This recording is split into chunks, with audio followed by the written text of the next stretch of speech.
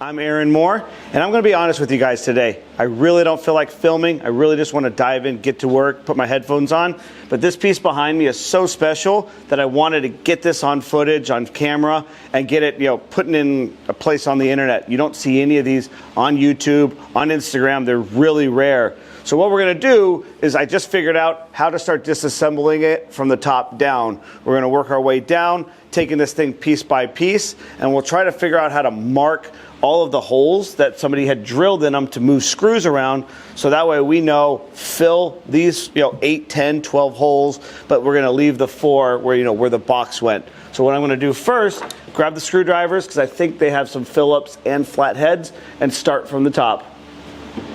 So being a little vertically challenged, I got to get a step stool, get on top, and even that, it's still a little bit low. I said this thing's probably over 6 feet tall. I don't know if it comes through on camera, but it's a big piece of furniture. So we'll get 2 of those screws out. I'll slide over. Like I said, it looks like all of them are Phillips. Modern screws though, so these have been replaced probably at some point. They're just a generic modern Phillips screw. Probably bought at Home Depot or Lowe's, one of those big big box stores. So what I'm going to do, I want to mark it like 1 top.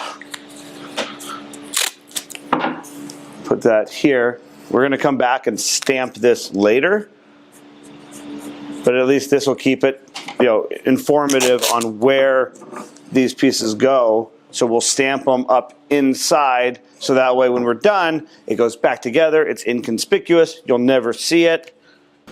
Okay, now that that is done, we noticed 2 screws were already missing out of this one. So it was already loose. And it has these little tiny, these look more like the originals, but we may have to plug the holes and re-drill them because they are not grabbing very well. Like I could feel them, like they did not hold. Let me see, where's that other one at? There we go. So actually I'm now going to just label this first. We'll go, top. And we'll call it, now this is number 3. We'll call it drawers. We'll call it bottom.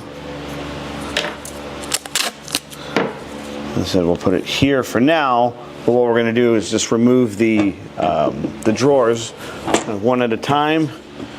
I'm going to check the numbers because see if I have to label them. Yeah, so this wasn't even in right. So you can see on the bottom, there's a 14 on the bottom. And if you look inside, you can see on the back, there's a 15, 14, 13. So the top one actually said 15. On the bottom of it, it says 13. So we know that these, we don't need to label these. They're already labeled from the factory. So we'll remove that. And then come back in before we do any disassembly and mark the drawers, the bottom, drawers on the top, so that way this cabinet doesn't get flipped upside down, which it shouldn't be. If you have any common sense, these numbers would be upside down if you were to flip it, but I like to just confirm and go above and beyond for this, so that way I don't screw up on reassembly. In the first chapter of the book that I wrote, I explained a lot of this disassembly portion.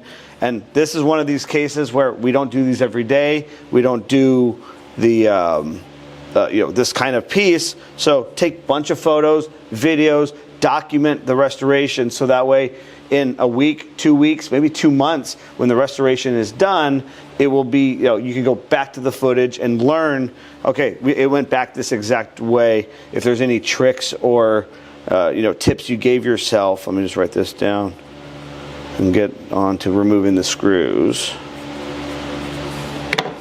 So what I'm going to do right now is we're going to label the screws as they come out, so that way we don't know, they're different lengths. These are different than the ones on the top.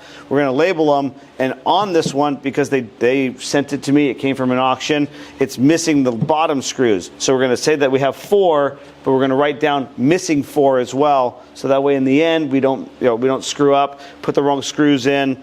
We can remind ourselves to go buy some more to replace these guys. So what we do first, tape gun, Just get a little bit of paper, wrap them up individually, and like we're going to do this across the entire piece. So you're going to see me just do it right now, but we're going to do this for everything from here on out. So that way everything stays organized. So we'll call this one drawers. We'll just call it /2/3, and then it says missing 4. So that way we know it's missing 4 screws. I'll do it again with these other ones here. My tape machine wants to work. Here's the 4 screws that we removed from the top. We'll just put those on here, tape it up, and then mark it top as well. So continue this on. We'll get this other box off and figure out how to get the next pieces off, which these doors, I'm going to document for my own sake. I've never seen the hinges on these doors before, so I'm going to figure out how they get, come apart, because these doors have to come off to actually do the restoration. This is a unique one as well, because it was modular. I think I mentioned before that it has holes in a lot of random places. So what I'm going to do is just put tape on all the large ones that I know we have to fill. We know this section here is going to stay and it's going to remain because those screws are going to hold in the rest of the cabinet. But I said this one here, they must have played around a lot with, because let's call it quarter, because there's 4 sections. 3 of the 4 quarters of this piece have holes in them, and it's like that. These pieces could have been hopped around. They could have been in different levels, at different times of its life. Maybe they had more boxes or cubes at one point. So that was the beauty of these, that you could just add and subtract as you wanted and make it as artistic as you wanted. So we'll just do one shelf at a time. Like I mentioned before, now we'll get my Sharpie back. We'll mark the doors here, so then we can come back in, remove the screws from the top, take this section off, and keep working our way down. And kind of funny too, they might have come inside here. They have just screws here holding in. This is a shelf, so it's just a floating shelf. They must have lost the shelf pins at some point, is my guess, and just threw some screws in there. I'll note that so I could replace it properly, figure out what size goes in, and we'll look at the other cubes right now. We'll see if they have the same problem. So it's kind of funny. They just threw some screws in it and called it a day. Hopefully they didn't poke through. That would be really bad for us. Some more repairs. So we opened this side up as well. It had the same screws, but what I think it's going to probably be like a standard 7mm.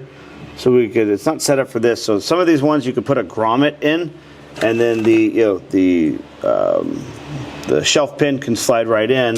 But that one's a little small. Let's see. I think I have another box of pins. So that one feels like, I think that's a quarter. That's on I think it's a 7mm, which is this one here. Yeah, there it is. All right, so that's what we'll do is we'll find some other ones. We'll replace all these back with the original style instead of these kind of half-assed repaired. Somebody threw these in here, so it's like this can cause more issue to the piece of furniture as well. The shelves, they all get scratched with the tops of those screws. So I'll get all this out. We'll get it labeled, and then we'll kind of keep working our way on down. We got that all moved, and a little thing that we found inside, those shelf pins, we think were probably the original screws that connected it to the frames. They're the right size, the right head, the right length. So that's probably what they did at one point. But what we're going to do now, these are one of the most unique hinges that I've seen in a long time.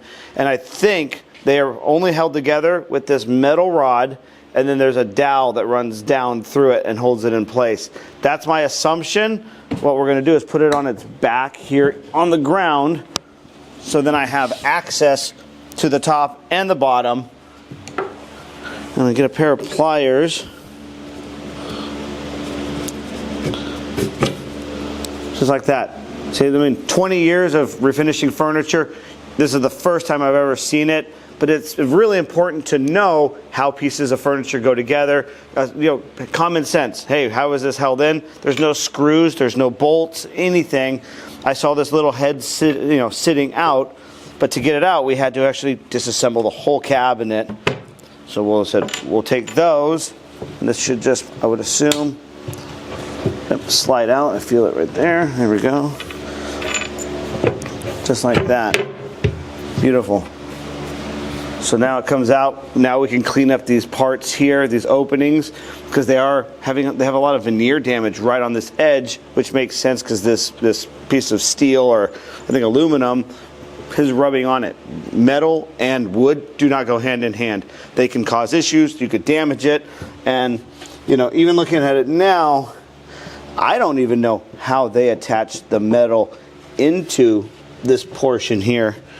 Like, there's no other dowel sitting around unless it's hidden underneath this piece of plywood. So on the actual, like this 5/8 inch plywood, there may be another maybe dowel or two somewhere in this region, just under the site here. So what we'll do in the process is we'll tape it up when we're doing any finishing or toning, and we'll just clean them and leave them there. Okay, let's get this one here. And I think this one's actually a little heavier. So what I'm gonna do, I'm gonna get this taken apart. We're gonna work our way down, take some lunch, and come back, and we'll probably start doing some repairs on these, or we're gonna throw that mahogany table from yesterday that we bleached. I'm gonna throw that in the spray booth, start getting some sealer on that.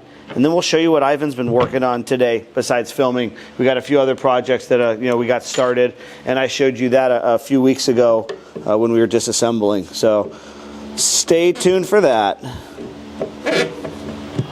I promised to tell you and show you what Ivan's been working on today. We have this teak table that came in that's getting the top refinished. The frame we're gonna just clean up, respray. He got that prepped. It's inside the spray booth. Then there's this antique walnut drop leaf table. I showed it a few weeks ago when we disassembled it. We have the frame, the top, and the two drop leaves. We're about 80–90% done with the prep work. We just have to go through, do the final hand sanding and final repairs, which is what Ivan's been working on this afternoon. As we work our way down, you can start seeing this big Zalszupin wall unit disassembled. Here's all the yellow parts, which these are going to get taken down all the way to the raw wood because we're going to change the color. It has a lot of imperfections where the veneer's damaged, so we need to get it back to raw wood and go from there. Here's 4 of the panels that, the long panels that we're going to do the fill work on. I'm going to leave those for last on my section of the job because I really feel these are going to be what takes the most time. I can knock out more pieces, which are behind me. It's all of the drawers, the boxes, everything in the rosewood side, the shelves, which originally we were just going to clean the shelves and respray them, but I noticed, which one was it? It was this one here.